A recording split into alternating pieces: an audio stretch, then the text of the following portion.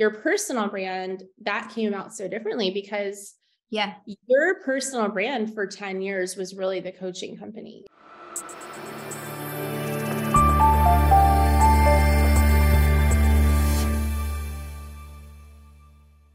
And there was zero separation. And I know for you, that was something you wanted to break out. Why don't you share a little bit about that? Yeah. I mean, that was huge for me because like ultimately I live everything that I teach. So, I'm building entities that can ultimately be sold, not with a goal of selling, but because I want to continually experience the full cycle of entrepreneurship. And I think that's a really important part of being a mentor and teacher in the space is, being able to participate. That's why doing the acquisition of the Advance this year was huge for us because I had never experienced acquiring a company.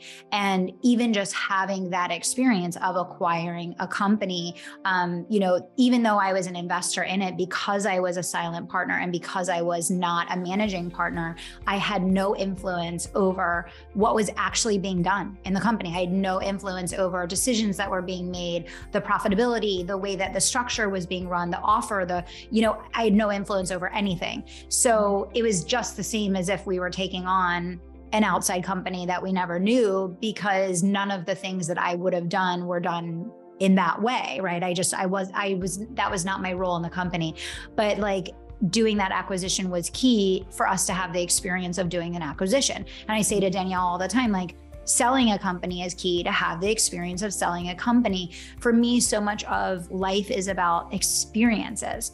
And with the personal brand, to answer your question, Danielle, yeah, like the coaching company and teaching business had been my personal brand for my first, 10 years. And especially because most of that 10 years I was working full time still, there was absolutely no room to be like building multiple brands, right? I was working full time, I had a young daughter. I was trying to prioritize family. It's why I don't, travel all over the world speaking. It's why you don't see me attending masterminds and events and conferences and all those things, because, the age that Madison is. And as she gets older, that will change, right?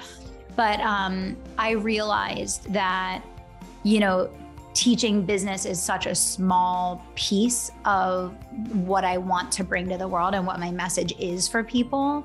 And the essence and the core of who I am and what I really want to bring to the world is, faith and family and freedom. And I just so happen to believe entrepreneurship is an incredible vehicle for allowing you to put your family first and creating freedom and, deepening and strengthening your faith.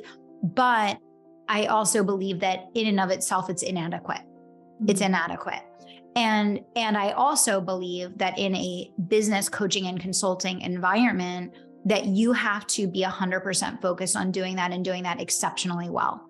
Our goal is for the Business Advisory, which for those of you that don't know, we rebranded Kelly Roach Coaching as the Business Advisory. And we did that because Kelly Roach Coaching used to be Kelly Roach the Coach. We rebranded as the Business Advisory because now it's a team of strategists and it's for the most part a self-led company, obviously with Crystal as the president, and then she has her vice president team underneath her. I still come in and coach, but I'm one of the coaches, not the coach.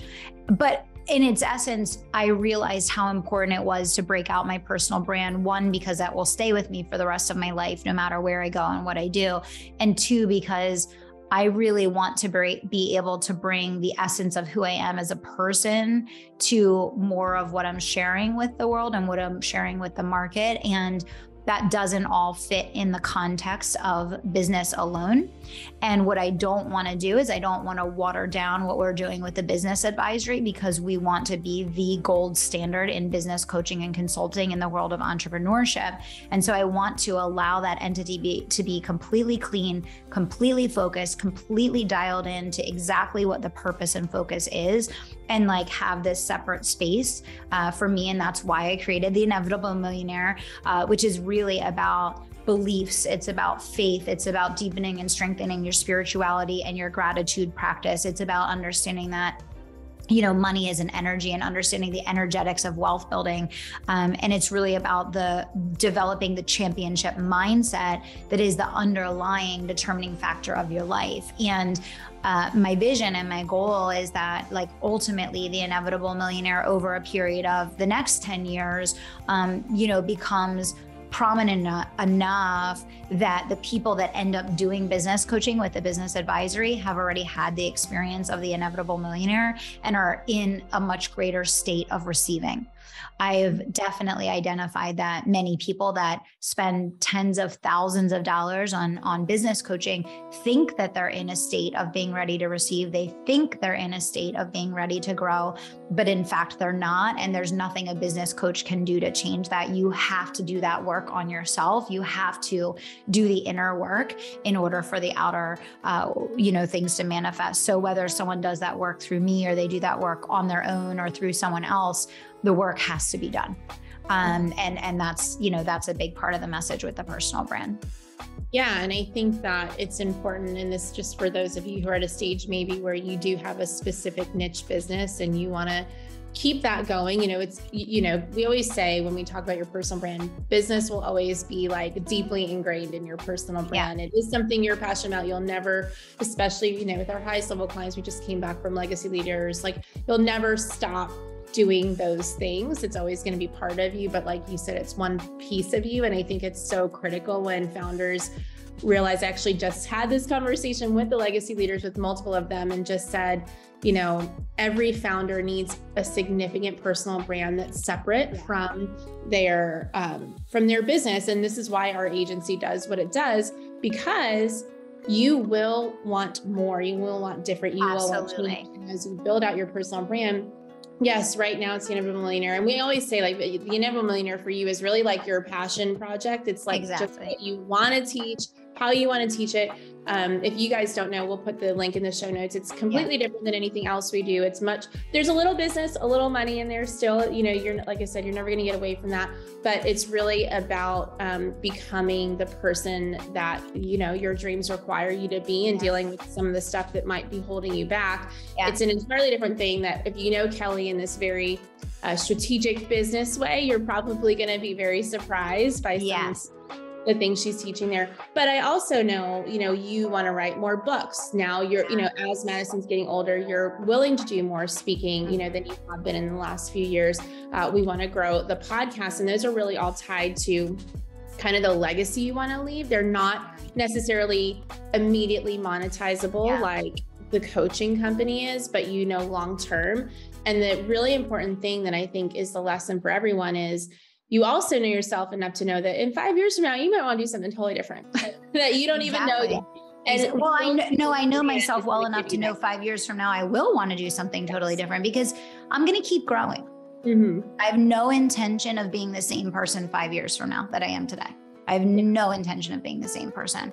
And I think it goes back to the point that you just made, Danielle, about every founder really needing a personal brand. Like, if you're doing business the right way, whatever you're building today, you will ultimately sell. Mm-hmm. The only other alternative is that you're going to give it away or shut it down and get nothing for it.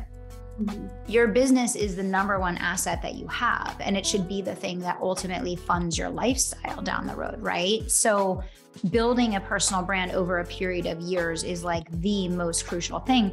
But also one of the main reasons for us why we, broke you out, Danielle, and why we built the personal brand and separated it out, the end of last year, was that the more that a founder focuses on building their personal brand, the easier it is to grow everything else that they do.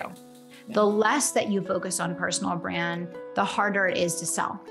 Mm-hmm. The easier you want it to be to make sales in anything that you build, the more that you want to focus on personal brand. And that's why, if you look at the top of the funnel, the top of the funnel is your personal brand. It's discoverability. It's your PR, it's your podcasting, it's your speaking, it's your books. It's all of, those things up at the top of the funnel. If you're focused all the way down at the bottom of the funnel, that's a really difficult bar to get the general public to jump over, right? And again, I just want to say, like, I think such an important lesson for business owners is like, I look at things through the lens of like a 50 to 60 year career. When I make decisions through the lens of decades.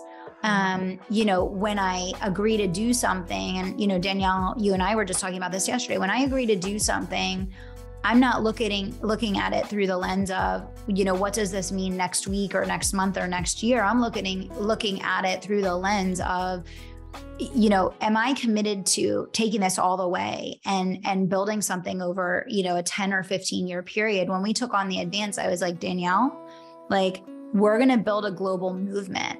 And it might take like 10 or 15 years, but it will be the number one, most highly desirable networking community in the world.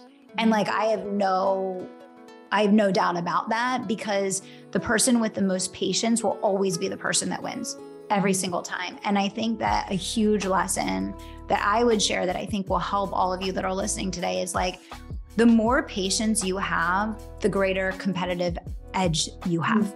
The less patience you have, the less competitive edge you have. That doesn't mean that you set low goals or that you don't push yourself.